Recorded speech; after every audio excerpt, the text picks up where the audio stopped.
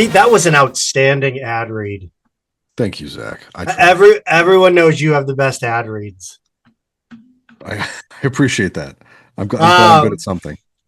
Pete, we're gonna talk soccer. I gotta say, I was at a I saw just a amazing display of CYC soccer coaching today. Okay. I mean, just like saying the most like CYC soccer coach things really as loud as humanly possible. Any examples that you'd like to share? If you're not running, I'm taking you off the field. was one of his go-tos. Amazing. He said insert name here. He's not an Olympic thrower. Go to the ball. That's a good one. I have not used that one before. Yeah. Oh yeah. It was awesome. It was fantastic. With throw-ins, the one that gets me is all my guys when the other team is throwing it in, they get way too close. And I go, he's gonna throw it over your heads again. He just threw it over your heads again. Like, quit being moths to a light. But yeah, anyway, it's fun.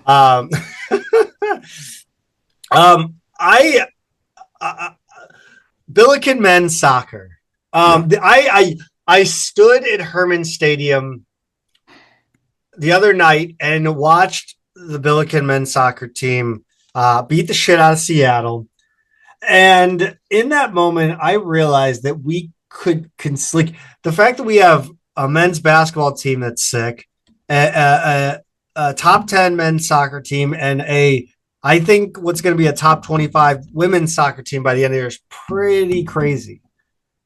Like it hit me how like wild that is. Yeah. I mean, like this is the goal, right? I mean, like to have your basketball and soccer programs, if you're SLU, like for them to be as good as possible, right? Like now we just need women's basketball to kind of catch up. And you've got across the board your top 4 programs in really, really good shape. I got to say, well, we'll get into that. Let's talk about the A10 preseason poll. I think to nobody's surprise, the Billikens were the unanimous number 1 in this preseason poll. They got all 13 first place votes at 169 points in total. Dayton was second. George Mason was third. When are we going to stop trying to make George Mason a thing? They've snuck into the tournament a couple years. Like, didn't they win the?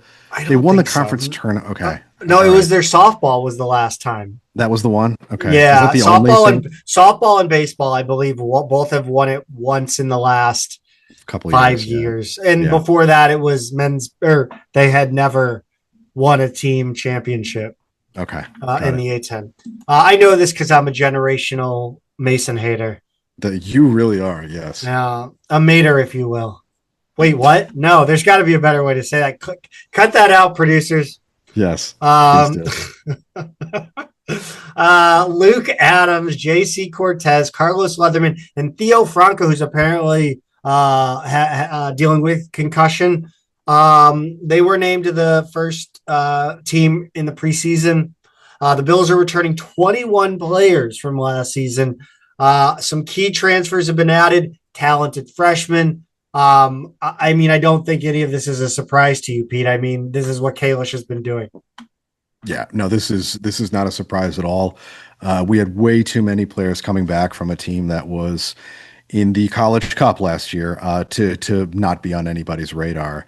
And Zach, the other thing that's kind of interesting here is we talk about Robbie Avila, Deion Brown, and that sort of 5th-year ruling, but this thing applies to other sports as well if it happens. So Draven Barnett, per Stu Durando, is on campus, enrolled, and practicing with the team. Now, he has not played yet, and he's not going to play, but, quote, Coach Kalish said a decision on playing status will come after further monitoring of the situation for 5th-year eligibility. So if something changes soon that is favorable for those 5th-year athletes, you could see another guy from last year's team come right back as well, which is kind of crazy, Zach. And you're on mute. Amazing. Thank you. Yeah, it's super weird. I don't know what's going to happen here. Like, this team has so many good players, and if they could add Draven Barnett to that roster, man. The luxury here is they're a top 5 team without it. Without like, Draven Barnett, you don't feel like, oh, we're missing something. It's just it's a luxury problem. It's crazy. The Billikens, speaking of top 5, the Billikens were ranked 4th in last week's United Soccer poll, 3rd in last week's Top Drawer Soccer poll. That will change tomorrow. I believe all 3 teams ahead of them in the coaches poll lost. Yeah, they either lost or tied. I think, okay, so Washington and Furman lost, and those were the 2 teams ahead of them in the Top Drawer Soccer poll. And then the other teams around them, Portland, Georgetown, NC State, all tied. You have to go down to Maryland, Akron, and High Point before you get some teams that won. So if you're looking at Top Drawer Soccer, of the top 6, SLU is the only team that won their first game, which is kind of insane. And so, yeah, Zach, there is a not small chance that our Billikens could be number 1 the next time we see these polls get updated. They won against Seattle in their first game, and they won it in very convincing fashion. A 4-0 win against Seattle Thursday the 20th. It started in the 8th minute. 2 Seattle defenders headed a JC Cortez corner kick up in the air. Heckenleibel volleys it. It was a fantastic volley that pinged off the crossbar. Tanner Anderson was right there to clean it up. In the 43rd minute, Guilherme Gomez collected a short pass from Alexander Suarez, lined up a shot and made it 2-0 for the Billikens. Brazil to Brazil action. 50th minute, Jackson Delkis got an assist from Nick Schramm. He lost his defender with a big cut to the left and then pounded home a left footer. And then in the 51st minute, the last goal of the final goal of the game, it was Andrew Heckenleibel. He puts this one completely out of reach for Seattle. He also got a yellow card in the 63rd minute, Pete, all over the stat sheet. All over the stat sheet, Zach, and that's kind of, he had the goal, the assist, the yellow card. Yes. That's kind of the Gordie Howe hat trick, but who's the Gordie Howe of soccer, and is this a thing? It is. The yellow card, like, I believe there are people that have made this a thing. Uh-huh. Like, the Gordie Howe hat trick is apparently discussed in soccer circles. I did a little bit of research and I've got some options. I'm not saying this is an exhaustive list. I'm not saying this is my list. I'm saying guys to me that may fit the bill. Mm-hmm. Quick Google search gave me, by the way, people forget that Gordie Howe only did that twice in his career. That's amazing to me. How is that possible? That's the dumbest thing I've ever heard. There are so many other players who must have gotten like way more of those. Yeah. But quick Google search, they mentioned Zidane and Henry. So Henry was, I think, too much of a gentleman on the field. Yeah. Zinedine Zidane, I think, is an absolutely perfect pick for that, though. I mean, and that may be Gordie Howe, because really the one, like, Zidane was, for the most part, kind of, he was tough, but he wasn't like a dirty player. And that one thing, so he may have only gotten one in his career. You know what I mean? Sure. So it kind of does have the Gordie Howe to it, the same kind of mythology. But I mean, fiery tempers and toughness off the top of my head. Eric Cantona famously flying kicked somebody in the stands. Mm-hmm. Maybe not as talented, but like, no, you wouldn't. Vinnie Jones, I don't think, famous for grabbing balls. Yeah. And in Snatch and Lock Stock. Yeah. Also Gone in 60 Seconds. Banger. But if you look at combined goal contributions as well as notable bad behavior, I mean, I think you could talk about Luis Suarez. Ooh. 900 contributions, not a likable personality though. So I think that kind of takes away from the Mr. Soccer type stuff. Everybody loves Gordie Howe. And I think if you're a fan of Ted Lasso, Roy Kent is a character written to fit the bill of the Gordie Howe. He's got a lot of Zidane in his DNA too. He's kind of Yes. gruff. He's a little bit gruff. He's not a guy who smiles a whole lot. But people like him nonetheless. He's, I can't say this about Roy Kent. I don't know. I haven't seen his career stats, but Zidane is undeniably one of the greatest players of his generation too. So I like that. He's still my favorite Zach for it. What about Simon Betcher? Oh boy. Too soon to call. He's a disturber.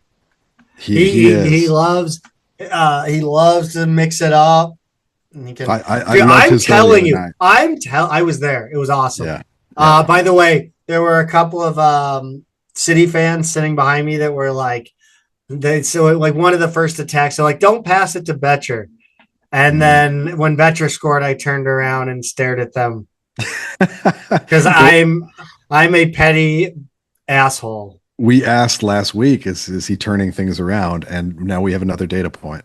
I'm not saying he's turning things around, but I'm saying that I think you can't ignore the fact that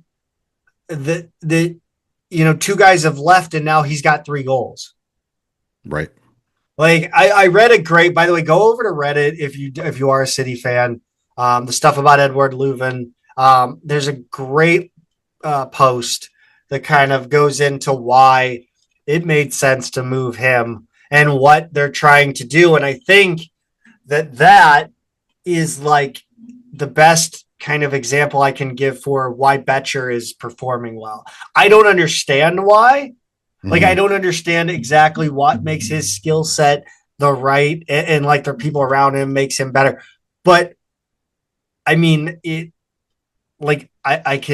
understand the concept. Yeah. And I think that is what is when you see a big change like that and it comes alongside an uptick in performance. I don't think you can ignore that. Right. I think you're absolutely right. But let's get back to the Billiken game. It was run us down the stats here. Yeah, the stats, Zach, tell you how good SLU was here. 12-4 in shots, 8-2 shots on goal. And those 2 from Seattle were both pretty late in the game. Corners were 6-1. Fouls, pretty clean game, 7-4. Seattle had more. Zach, freshman Lucas McPartland started in goal for the Bills over transfer Christian Herloff. Kalish said they had 2 high-quality goaltenders coming out of the preseason, and he wished they had more time to show their form. So it looked like the starting job was coming down to these 2. But could we see a rotation here, like kind of a keeper by committee? I honestly, I don't know. It hasn't been done, which, past performance does not always indicate future results. But, I just don't know. I don't think so. I think it's probably going to be McPartland. Of course, I don't know anything about Herliff, and I only know McPartland by reputation and what I saw in this game. He's a youth national team player. Like, he went to the U20 World Cup. Like, that's massive. Right. Well, I mean, he was the backup, but that's massive. Which is why he missed some of the lead up to this first game. Correct. Yeah. And he only had to make 2 saves in this one relatively late in the game. But I really like the way he carries himself, especially for his age, being a freshman. He just kind of, he walks like a leader. I don't know if that he's just very calm, very into I like his demeanor. That first one too was a deflection, and he didn't bite at all. Like he really he made it look a little bit easier than it was, I think, by just seeing exactly what was happening there. Just the quick eye test, Zach, after one game, he sure looks the part to me and sure doesn't look like a freshman. So really promising, but haven't gotten a good look at Herliff yet. So really curious to see how that plays overall. Yeah, a ton of Billikens got in the game in this one. 22 different Billikens played. Theo Franco was not one of them. Word on the streets is concussion. Pete, this was the biggest SLU home win since 2004. And man, I mean, it's hard for me to not be just super excited about this season right now. 2004 that was my senior year, fall of '04. So that was definitely an era where we had a lot more goal scoring than what we've seen more, in more recent years. And I'm wondering, Zach, like, does this team maybe have that scoring punch that it lacked last season? Or is Seattle just not very good? And on that latter point, Seattle beat Portland in an exhibition game and has a top 25 recruiting class this season. Portland had a deep run in the NCAA tournament, and they're a top 10 team coming into this season. So I don't think Seattle's any kind of pushover. I don't think they're supposed to be, a top 25 team out of the gate, but they're normally a pretty high quality program. How are you feeling just after one outing here? I mean, all the goals were pretty. Yeah, Like there were no like college soccer goals. right. Like just some slop in front of the net. Yeah, like a lot of like nothing, rebound. It just it was well played. The counterattacks were crisp for the most part. And I think that's really what I took away with is that everybody was playing together. There was no real miscommunication. I know that Seattle got the best of the Billikens for a little bit in there at times, but I thought SLU played really well. I mean, gave them a little too many chances for my liking. But again, first game of the season, and again, Seattle is decent. And Yeah, I yeah. but go ahead. Sorry. No, I agree with you on the quality of all four goals. I will say the most college soccer it got was that fourth one, which was just like a minute and a half after the third one. Heckenlievel's goal. Mm. That was a really bad giveaway, a really Yeah. bad giveaway by Seattle. But on SLU's end, they did what they had to do. It was all really clean, crisp stuff. To me, like that could happen to anyone anywhere. Like, Yeah. so I'm not gonna sit here and be like, oh, that was just bad skill. Like that's just you had a minute and so I definitely like but when they got the ball, like college soccer to me is being gifted that turnover and then doing nothing with it. Right. Like absolute like just turning it right back over. That's a good point. So Because he I was mean, alone. yes, and I think just again, the ability to finish cleanly Yeah. and to do it when you had the opportunities is huge for this team. We're going to find out soon just how good this team is tonight. As you listen to this, Monday the 24th, the Billikens will take on SMU at home at Robert R. Herman Stadium. Get out there. I think I'll be there if I can sneak out. Um, and then they'll head to Notre Dame on Friday the 28th. We talked a little bit about that, or actually, I want to talk about the students. They were great. It was awesome. Yeah. There was a ton of them. They were into it. They were there the whole game. I mean, I just marvel at the fact that they had more students for a home opener for soccer than we have had in some of the better years of Billiken basketball. Yeah, I agree with that. And if you gave them a four-goal game where you scored in the first Mm-hmm. 10 minutes, you gave them a lot more reason to come back. Like I said, we scored a lot more in my years in the early aughts than we did in basically the 20 years since then. It's just been a much lower scoring program. It was fun to go to those games back then when you had Oh, Brad Davis and Dipsy Selawane and like just a lot of like really fun active players, and they created a lot of goals. And like so it was one of those things like you always had a reason to go out. It yeah. was free, nice nights in the fall, and then you're beating teams 3-4 to 1, stuff like that all the time. It was a blast, like you're giving people a reason to be out there. So if they're not playing like 1-0 grinders, it's going to be a lot more fun for all those students that came out. And I think, like you said, the most telling thing is they stayed to the end. I have a dumb question. If you're gonna do a ticket deal on FIVO for 675, like why not just sell tickets for like $10? Hmm. Don't I know. don't know. I don't know. Whatever. That's a good question. I don't know the economics of that. Yeah. By the way, we talked a little bit about Betcher's goal. Yeah. Great goal. Great goal. Great goal. Pete, talk to us a little bit about the women's soccer game. This one was dicey. It was a little dicey, Zach. It was a 1-0 win at Mizzou on Thursday the 20th. The game's only goal came on a PK in the 17th minute from Jeanette Fields, and her second goal on a PK already this season.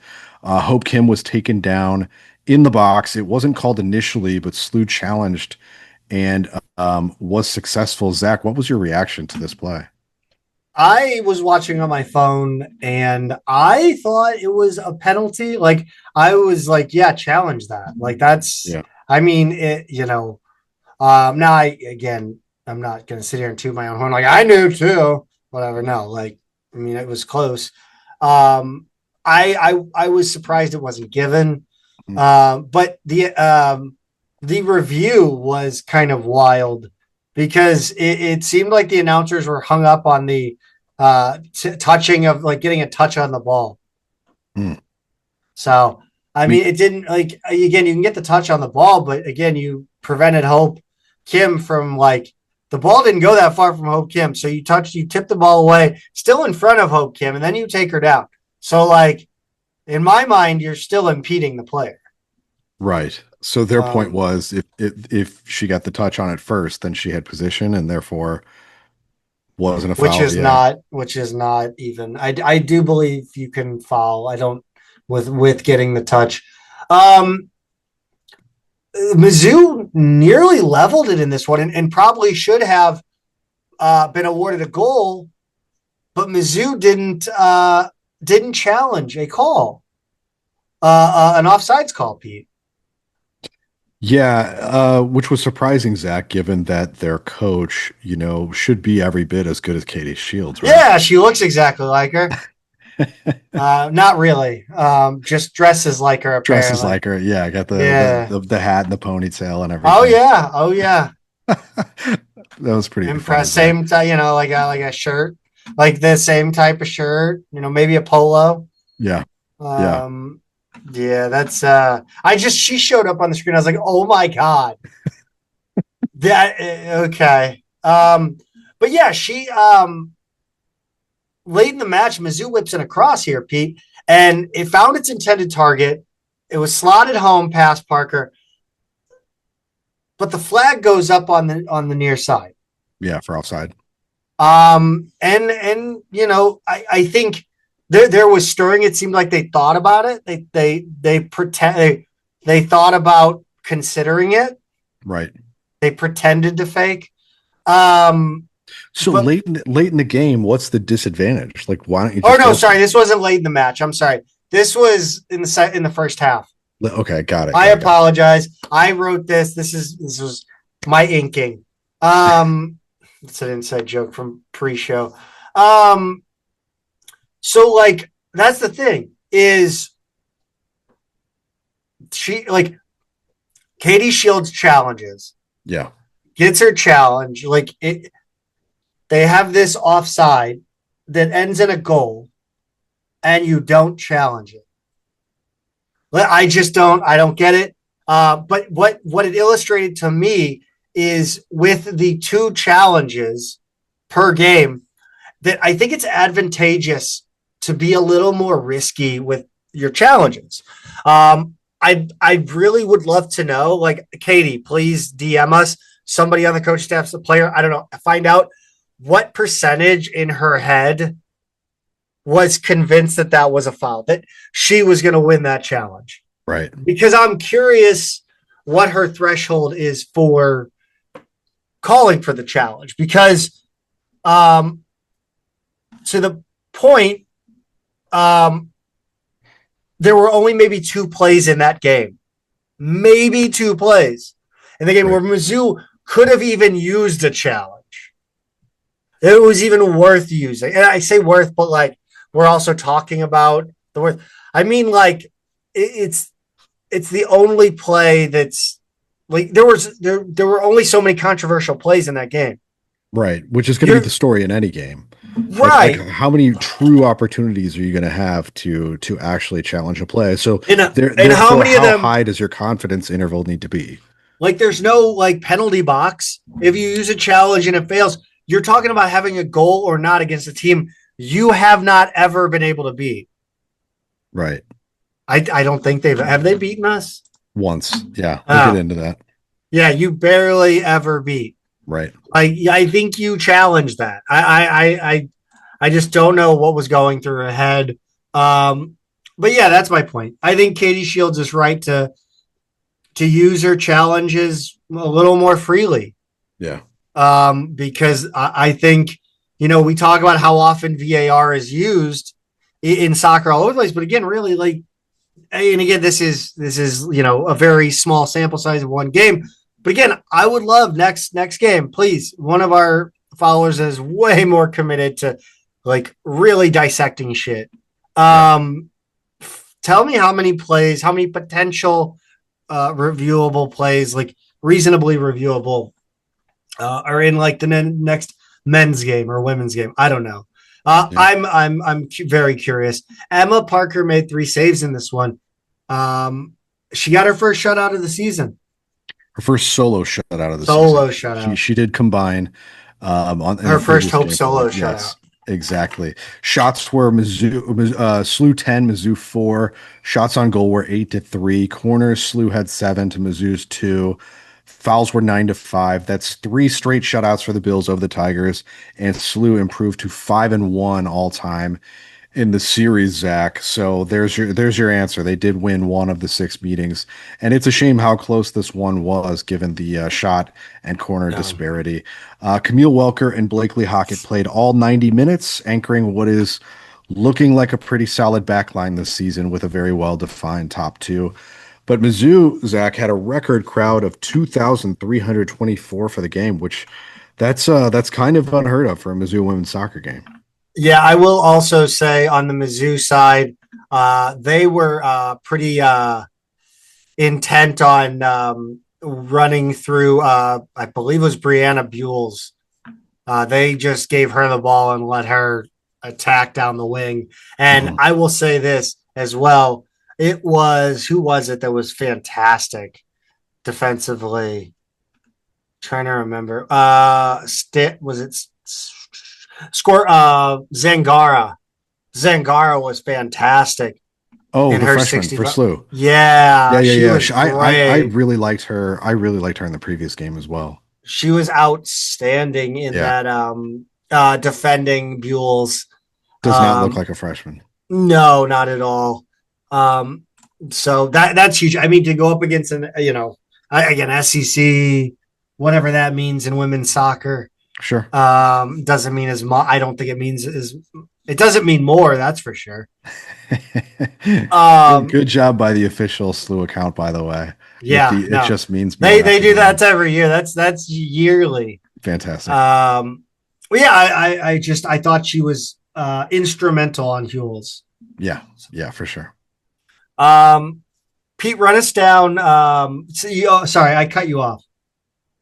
No, I'm good, Zach. I think we were talking about the stadium. Well, no. I mean, you know more about this one than I do, but apparently they were opening the newly renovated Walton Stadium.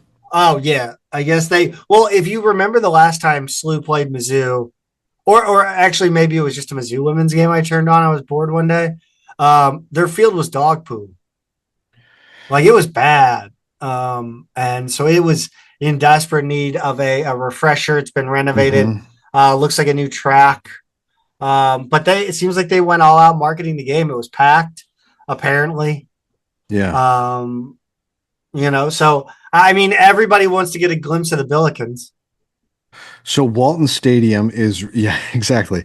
Walton Stadium it's near the football field, but it's more like it's kind of sandwiched between the baseball stadium and I guess the softball field.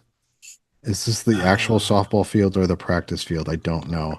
But they have a practice softball field. Are you shitting me? No, I don't. I just said I don't know. There's many Walton stadiums.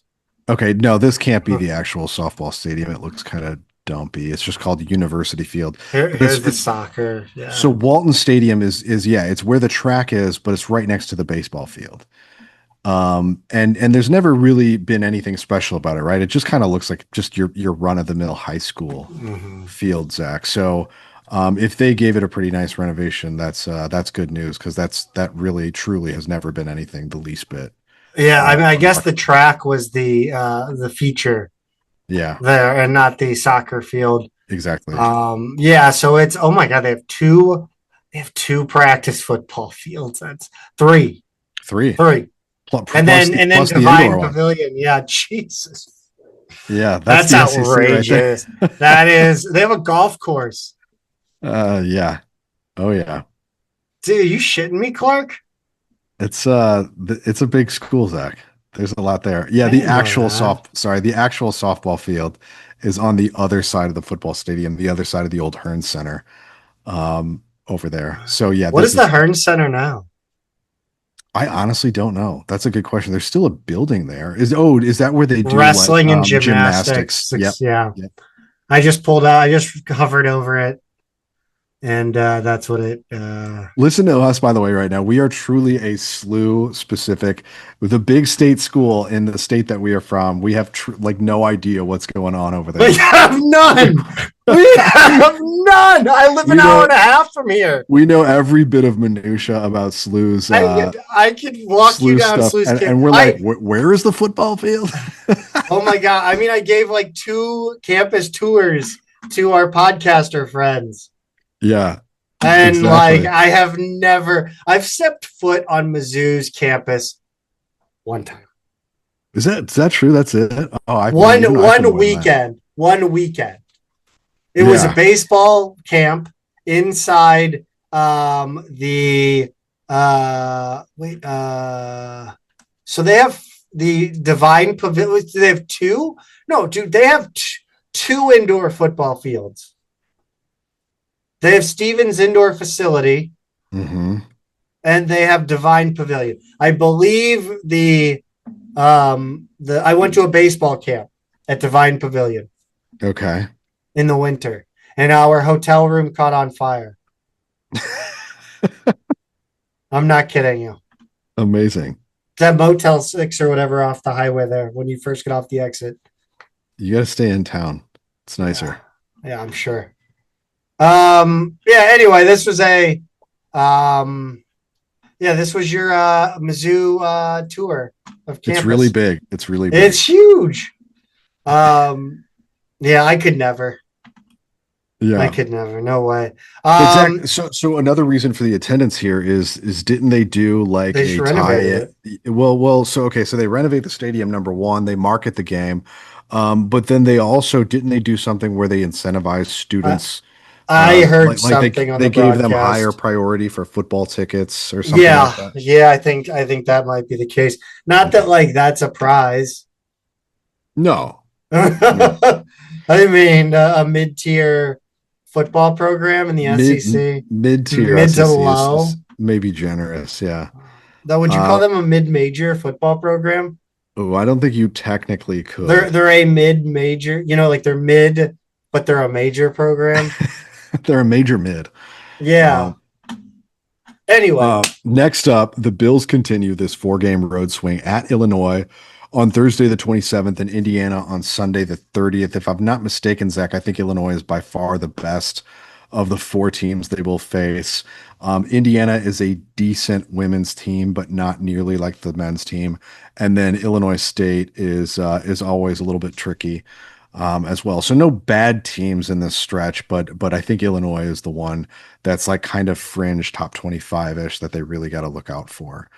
So yeah, we will know, as we said before, we'll know a lot more about them when they're done with these 4 games. Pete, volleyball played SIUE at an exhibition in Edwardsville on Saturday the 22nd. There's nothing yet. I haven't checked social media. That started at 6 p.m. tonight. And then field hockey, I didn't even see if it maybe SIUE was streaming it. Huh. Not to my knowledge, but okay. Yeah. Field hockey played Bellarmine in an exhibition Sunday the 23rd. Volleyball is going to play in the Billiken Invitational with Buffalo and Lindenwood the 28th and through the 30th. And then field hockey took on Bellarmine in an exhibition today. They won, I guess, according to Instagram. The regular season will begin on the final weekend of August in Athens, Ohio, against the Bobcats of OU and Michigan State. Pete, I look, if you're not going to count these and not stream these and not post a final score, just don't post anything about it, please. Just treat it like practice. I don't know, man.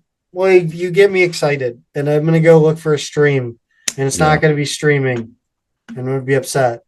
Yeah. Pete, cross country, real quick. Cross country, we're still a couple weeks away from them. Season begins with the Fighting Illini Invitational in Savoy, Illinois, on September 4th. But yeah, so we won't be able to cover that one next week either, Zach. Savoy, just on kind of the southern fringe of your Champaign-Urbana area, metro area, right? But yeah, that's it, Zach. That's all we've got this week for fall sports. All right, that'll do it. Pete, roll Bills. Roll Bills. Billiken fans, welcome back. Zach Miller and Peter Hale. This is the Midtown Madness Podcast. Of course, before we get going, thank you all so much for listening. If it's your first time here, welcome. Please hit that like and subscribe button if you enjoy what we're doing. We are fans just like you, and we appreciate everybody who listens. So like and subscribe, comment down below. Let us know what you think about what we're talking about today. I love to hear. I love to read your guys' comments, and the support for the show is just amazing. Speaking of supporting the show, that's all. That's 2 Men in a Garden. 2 Men in a Garden takes care of us. Summer's in full swing. It's coming to an end. It's coming to an end, so we can get back to the hotter salsas as it gets cooler. And your fall is hopefully still full of backyard grilling. So make 2 Men in a Garden salsa or pickles a staple of your backyard barbecue, especially as it gets a little bit nicer outside. Pick up their products at any local grocery store, or you can use the QR code down below on YouTube to stock up on salsa. When you get to the checkout, use the code MMP, get it shipped for free. They are the St. Louis Salsa and Pickle Company. Visit them online at 2meninagarden.com. Learn more about Kitchen Hub STL as well. Super interesting stuff going on there. And follow them on social media at 2Men Salsa. Pete, the good this week. First of all, both soccer teams posted shutouts in their only game. The great this week is that we are going to have a very real and very serious discussion as to whether St. Louis University Billiken soccer will be number one in the nation by the time you're hearing this show. It is very possible, Zach. It's very possible, and we'll get into why. Is there any bad this week, though? Well, the bad is that I'm going to clickbait our entire audience by just putting, could Billikens be number one in the nation in the title? Yeah. So that's bad. That's my bad. If it doesn't happen? Bad. No, that's my bad for doing it. I see. Okay. For teasing the audience like that, for clickbaiting. Yeah. I deserve any and all hate for that. I got to know what's going on up in Columbia. Is Mizzou's women's soccer coach a botched attempt to clone Katie Shields? Because people are asking. It was one of those tweets, Zach. You sent it to a little text group that we have, and I was trying to make that thing happen. And somebody said, "Wow, that's some pretty specific niche content there." Yes. And you were like, "Niche is what we do." And I think we found our niche. I think the people who put it in our bio. Who niche enjoyed is it. What we do. The people who are going to enjoy it saw it, and that's all we can ask for. Guys, we have the design for our first Midtown Madness shirt. Niche is what we do. That's it. Is that a little too bougie to put an accent mark on a t-shirt like that? I don't know. That feels. I don't know if that's our style. Does Niche have one though? Doesn't it? I don't No. know if it does. I don't think it does. Frederick? I don't think it does. Oh shit. Well, now I'm uneducated. Now I look uneducated in front. See what you made me do? It's all right. It's all right. All right. I'm assuming We'll it's cut this French out. in origin. Well, you know, we'll cut this out. I'm We'll sure cut we it will. out. Our producer We'll will cut get to it. Yeah. Thank you. Thank you, producer. We have at least 3 of them. Pete, let's talk a little men's basketball. I thought I had originally kind of thought maybe we lead with men's soccer, but like there's not that much men's basketball, so Yeah. we're gonna get into it imminently. But first, let's talk. Let's take care of a little housekeeping as it pertains to the men's basketball program.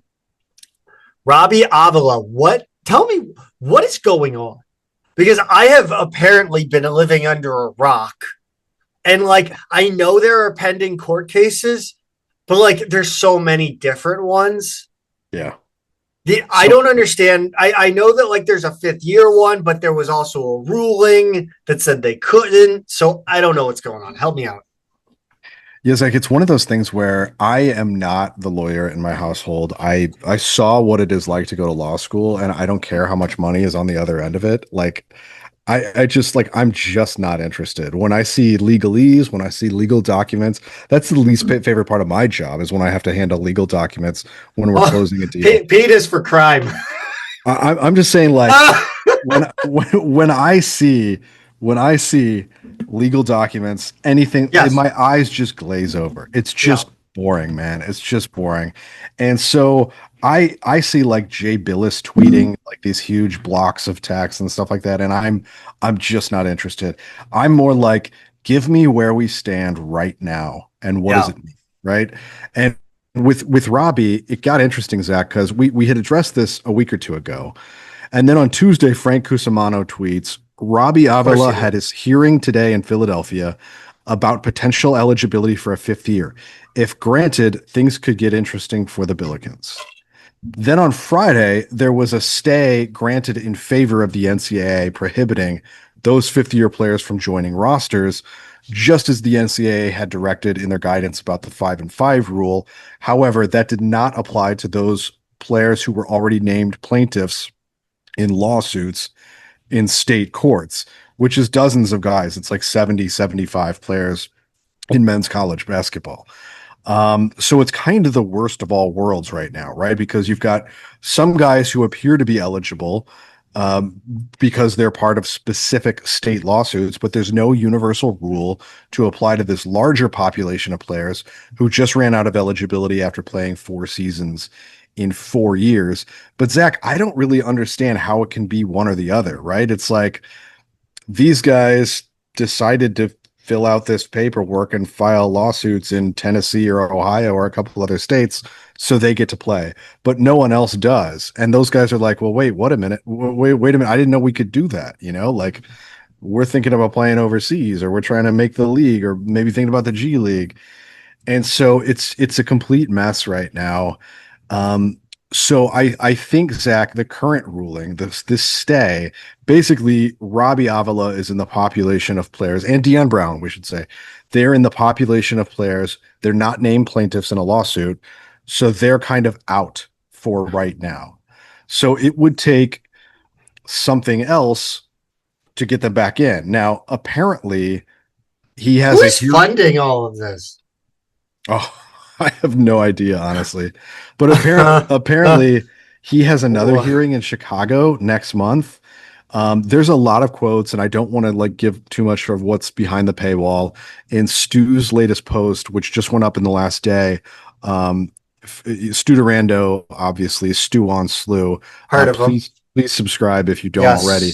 So he has a lot of really good quotes, but the gist of it is that Schertz is saying, look, it's all hypotheticals right now, but the staff's monitoring the situation closely. There's a lot of other information in there, but as it stands today, Zach, Deion Brown and Robbie Avila would not be eligible. But if some judge or something happens, somebody steps in and says it's got to be all or none.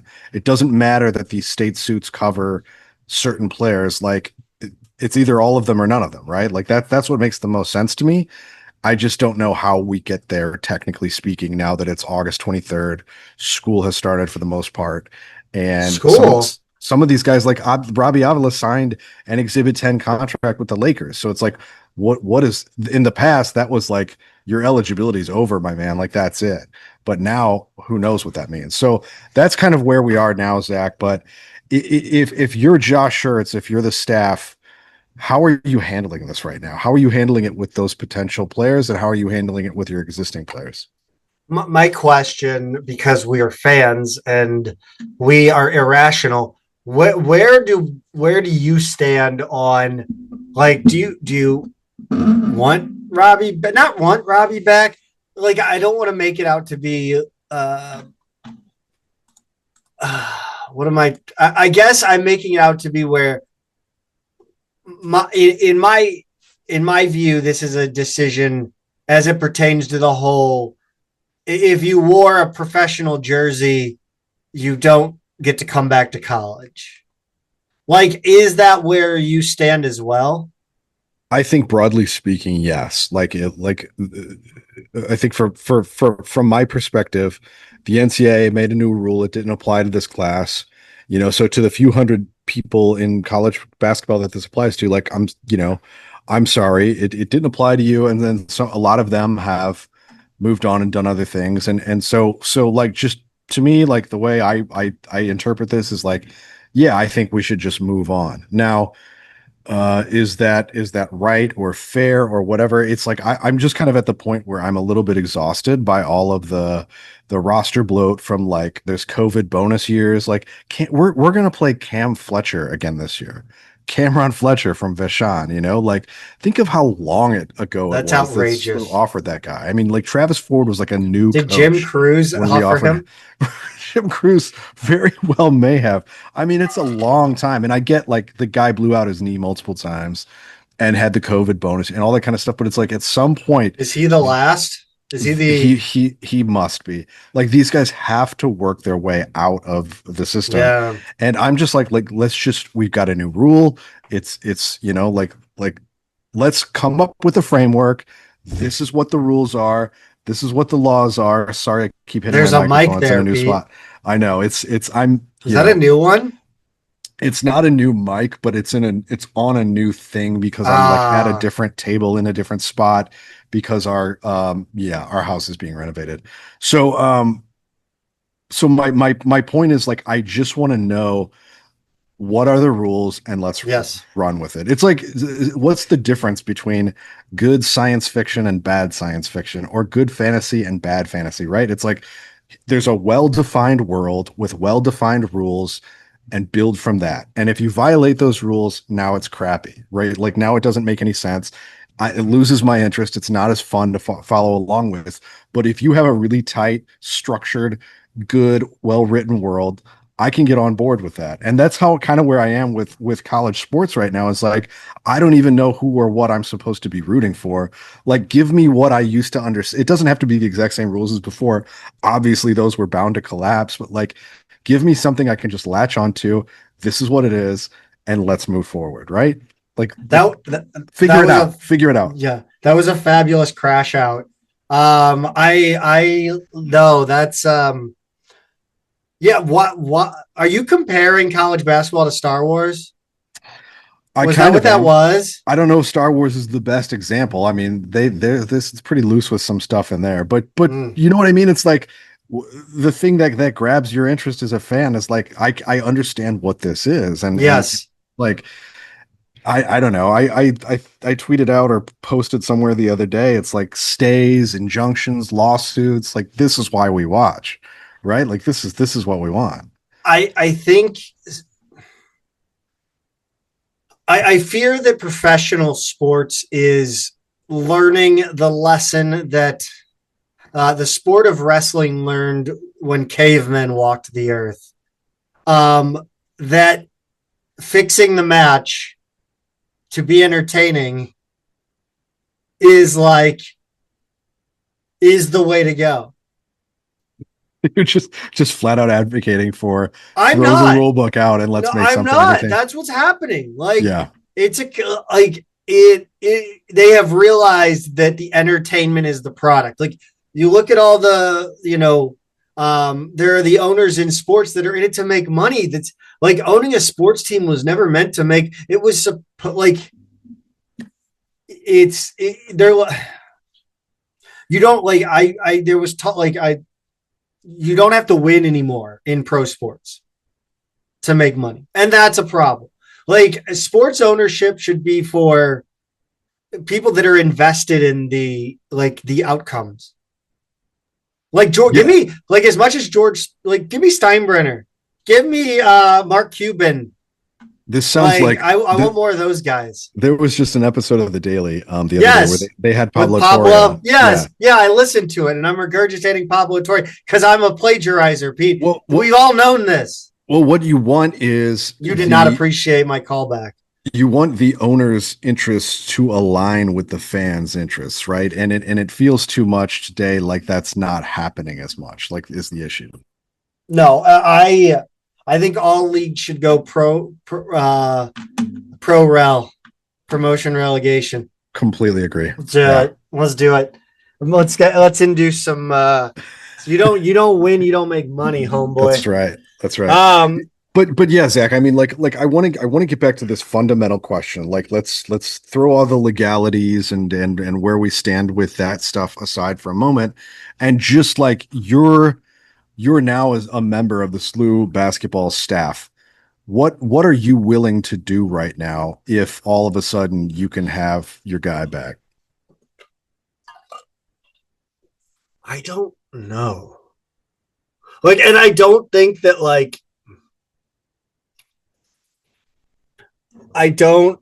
I think it's better for Robbie to come back. I don't know.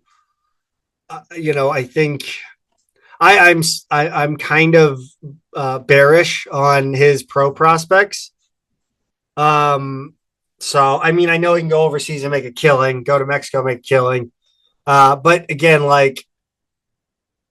do you want to either bounce around the Europe, or do you want to, take another year? And I don't know. It just doesn't seem like unless he were to suffer some sort of catastrophic injury, in which case, right. Then I'm an idiot and I'm wrong. That's always the risk. And I think if you could just throw the whole, like if it's just on paper, right? If you're a fantasy basketball manager, you go, oh wow, the reigning A10 player of the year. Do I have a chance to bring him back? I'm going to bring him back. And like the same applies to Deion Brown too. I know he doesn't have quite the name, so we're not talking about him as much. And he also, quite frankly, had a much better summer league, and maybe he's kind of thinking about just staying up in the G League or wherever he's going to be for the year. So there's that. But so yeah, just on paper, if I'm a fantasy basketball manager, yeah, of course. But like the issue is now and we talked about it before, you've got guys like Jax Kerr and all your other big men who were recruited and everything they were pitched on and sold on, and they joined because they had a specific role in mind. And if that can't come to fruition now, if somebody's in your way, that's a tough way, especially for some of those guys who might be on their last year of eligibility. Yeah, I don't think I was wondering about that, actually. It's a great point. Elijah Strong would be the only one. Yeah, although does now the 5-5 rule apply? And so Jesus criminy. Yeah, right. So a lot of guys just got an extra year who thought they were right. It's confusing. It's confusing, Zach. But yeah, anyway, so I mean that's the real problem to me is you bring him back, but does it create chemistry or there's a lot here. And I know, like Shirt said, it's a lot of hypotheticals, but that's a really complicated question. And, they've maxed out the roster. They've got 15, and then they've got their walk-on grandfathered in as a 16th. Oh yeah. He's a grandfather. What? I mean, he's old. Redshirt Junior. Exactly. So yeah, it's really complicated. Obviously, you and I are going to be following this closely, but I don't know. I think there's kind of some thorny questions there, and it's a little bit more complicated than for sure Yeah, we get our guy back, and who knows if that'll even end up happening. Exciting news dropped this week. Did it drop on Friday? It was before that. It was Thursday. That Thursday. people got notified. Season ticket holders received an email handwritten by Chris May to and Billiken Club members. But basically, it was announcing the pre-sale for season ticket holders and Billiken Club members to buy their tickets for the Billiken Tiger game at Enterprise Center. And Pete, it looks like it'll be done on a priority basis. Yeah, I mean, I'm not sure how else they could have done it if with their allotment and everything. By the way, I think I'm still technically a Billiken Club member just because I haven't been around in a while, but I don't get the emails anymore. But anyway, did you unsubscribe? Maybe I did. I don't know. But if you're not one of those two categories, Zach, general public tickets go on sale August 28th at 10 a.m. and tickets range from $60 in the 300s, like the corners and ends, up to $300. So I'm kind of wondering how you feel about these prices. Are they about in line with what you expected? High, low? I mean, I don't know what money is anymore. It's fine, dude. I'm gonna get the $150 tickets. Mm. Two of them. Which is where? Sides 100s. On the 100s, okay. Yeah. So I guess they'll all be in the Billiken section. Got it. Or part of the arena. It's going to be interesting. I am very curious as to what the demand will be for this game. I mean, I think Billiken fans I think a lot of people talk a good game. Yeah. I think most SLU fans. I would like to think that every season ticket holder, save for the corporate tickets, I would hope that everyone would buy their allotment. Yeah, I would. I'm really curious, like you, to see how this goes. Like, is this a guaranteed sellout? I mean, we're talking 20,000. It's is it going to be a full arena?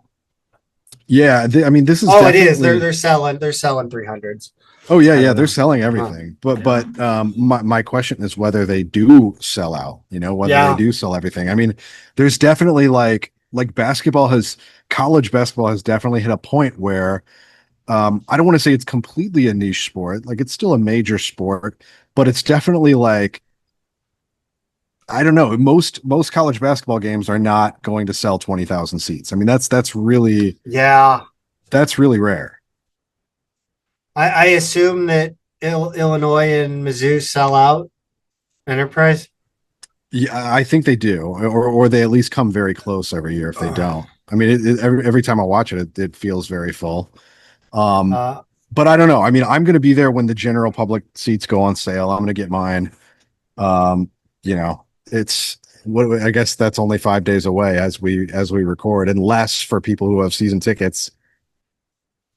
Yeah. I mean, I think mine's the 26th. I think that's what I put on the interwebs. So I'll get two of them. I mean, look, like, am I happy about $150 sideline tickets? No, I don't want to pay. I would like it to be 100.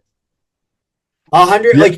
I think you have to go section by section and be like, what would you pay to sit there?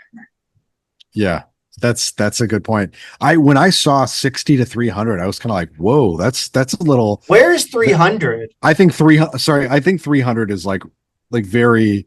Like right behind the bench kind of thing. Like so which you're probably going to be gone. Call it 60 to 150. Like those are the real, that's where everybody's going to be for the most part.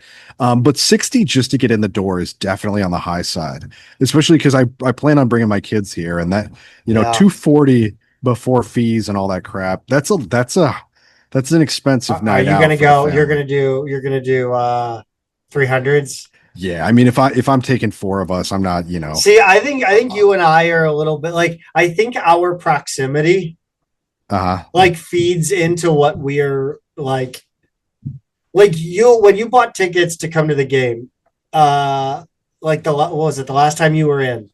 You mhm. sat up by the scoreboard.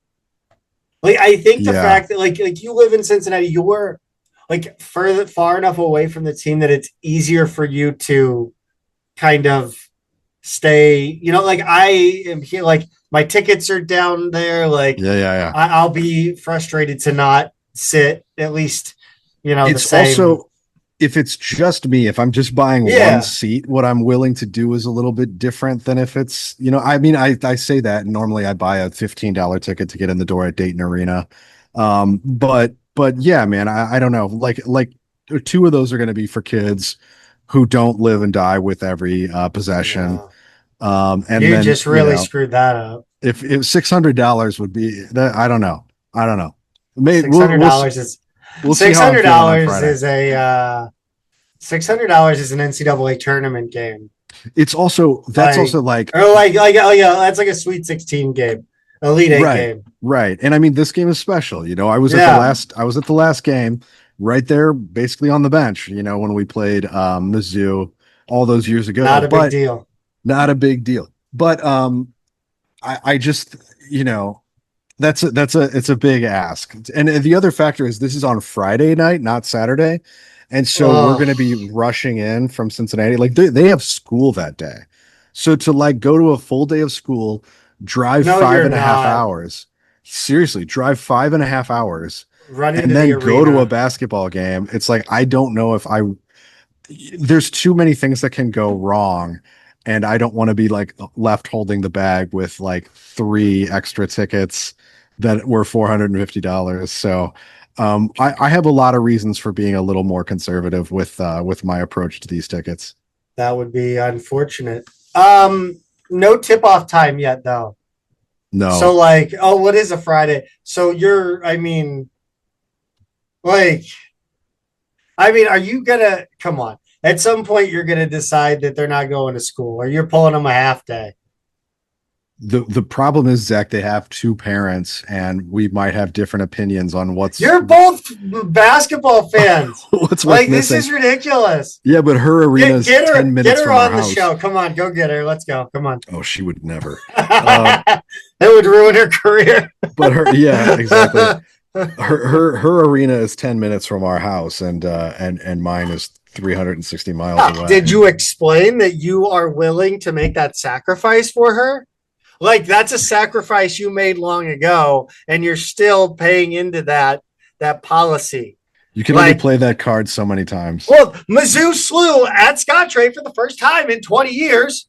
That's true. It Yeah, seems we like were the right time to play that 20 card. 25 years. We were not dating when that last game happened. Oh man, man. I will see you. I will see you on what date? Oh, is that November 6th, Yeah, 8th? it's November 6th, Zach. And then I've got a bank meeting up in Madison, Wisconsin area on Monday and Tuesday. So it's gonna be a crazy 5 days for me. Yeah, you're gonna have fun.